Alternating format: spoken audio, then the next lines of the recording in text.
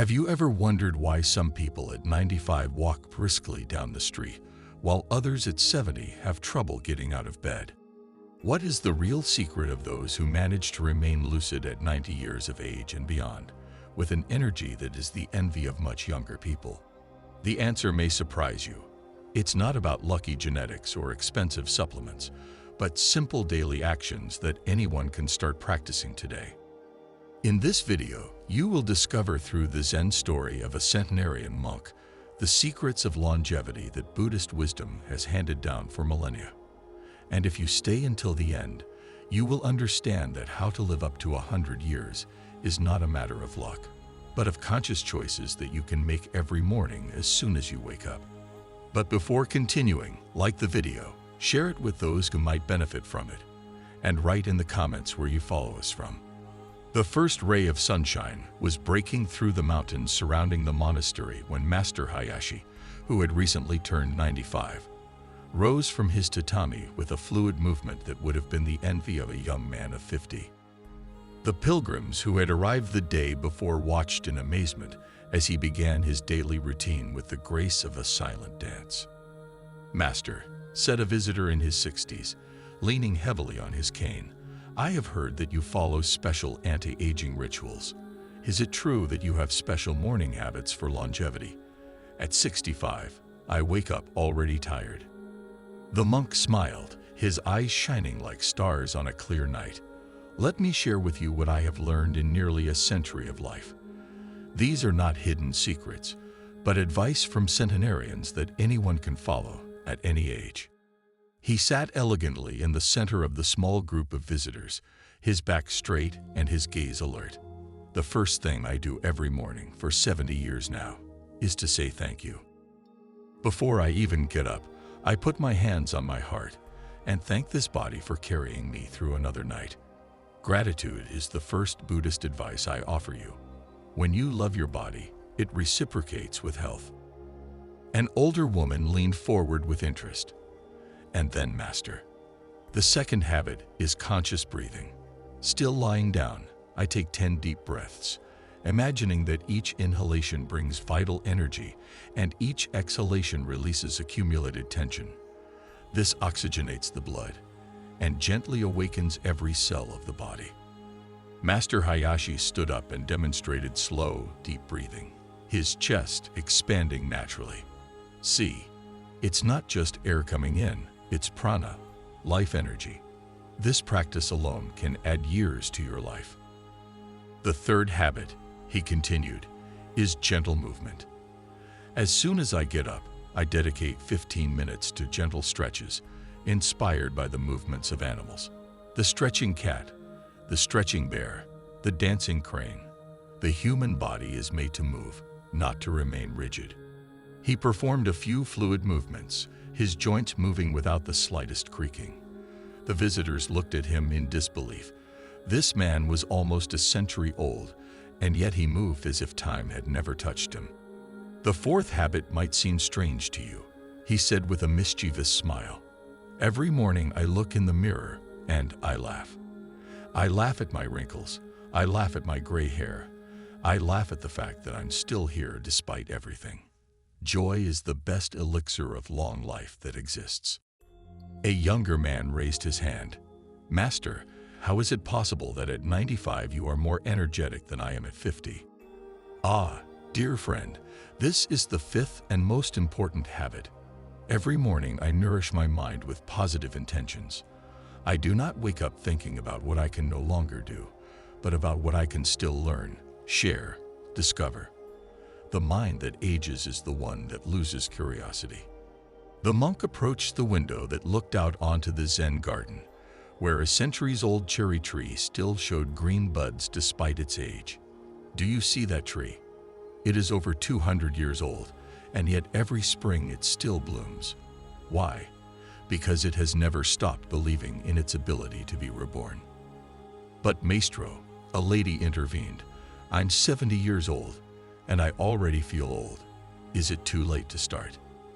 The monk's eyes lit up with compassion. "Dear lady, the best time to plant a tree was 20 years ago.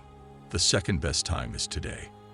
These tips for independence for the elderly are ageless. You can start tomorrow morning.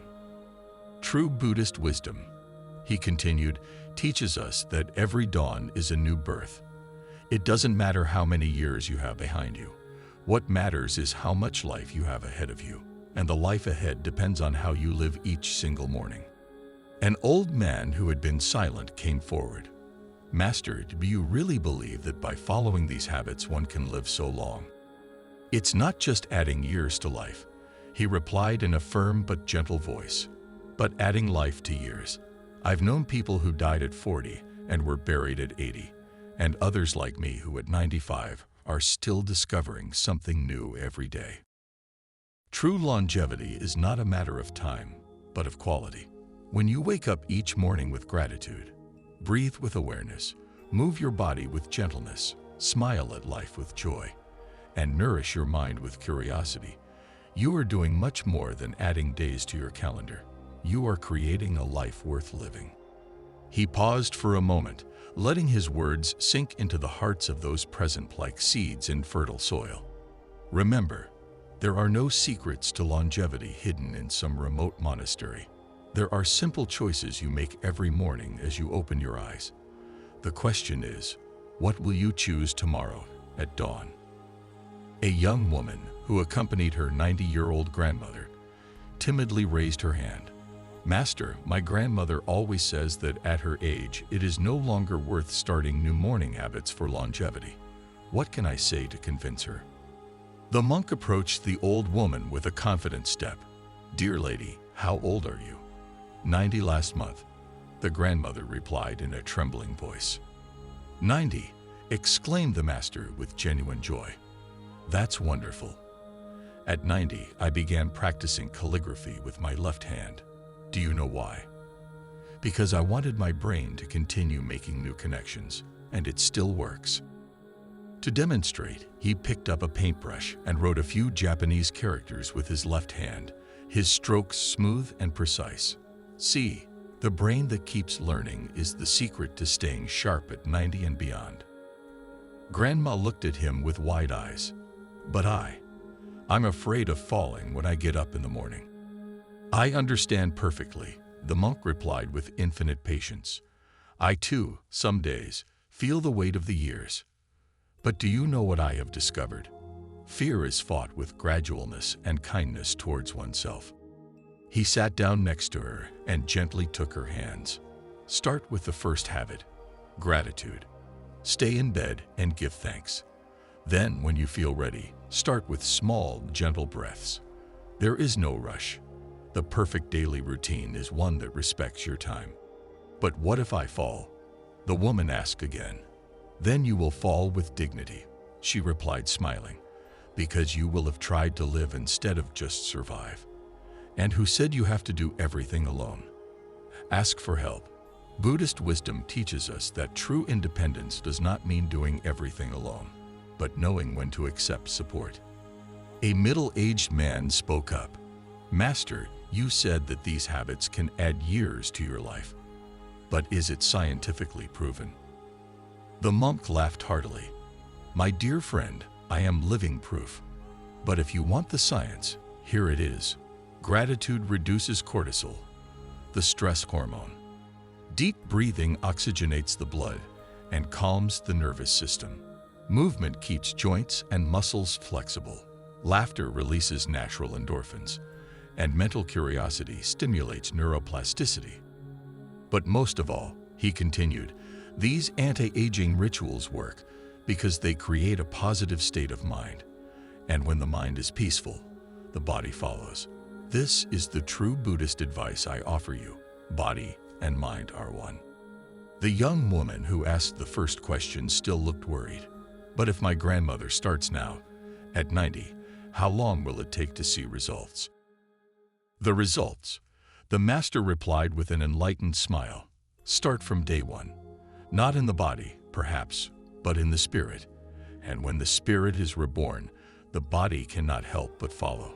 I have seen people transform in a few weeks simply by changing the way they welcome each new dawn. He stood up and walked toward the center of the group. Let me tell you about another visitor I had 3 years ago, a man of 82 who walked hunched over and complained about everything.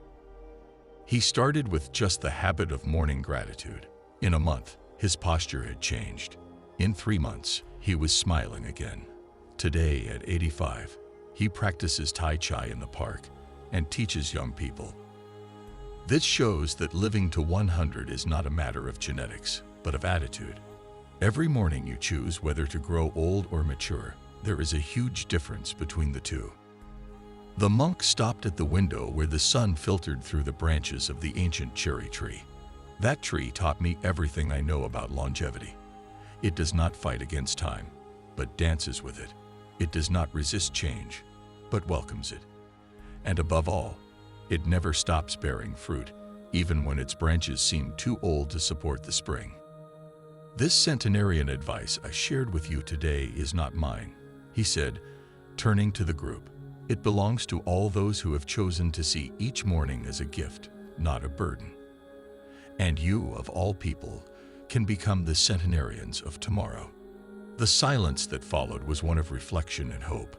As the visitors prepared to leave, each took with them not only 5 habits to practice, but a deeper understanding that age is just a number when the heart retains its capacity for wonder. The 90-year-old grandmother timidly approached the master. "Tomorrow morning I will try to say thank you," she whispered. "And I," the monk replied, gently squeezing her hand. "Tomorrow morning I will thank you for having met you." Master Hayashi greeted them from the entrance of the temple, still standing and smiling. The sun was now high in the sky, but for him a new day full of infinite possibilities had just begun. Every morning, he murmured as he walked back to his garden, where his 6th secret habit awaited him, lovingly tending plants, is the opportunity to be reborn. And I, at 95, am reborn again.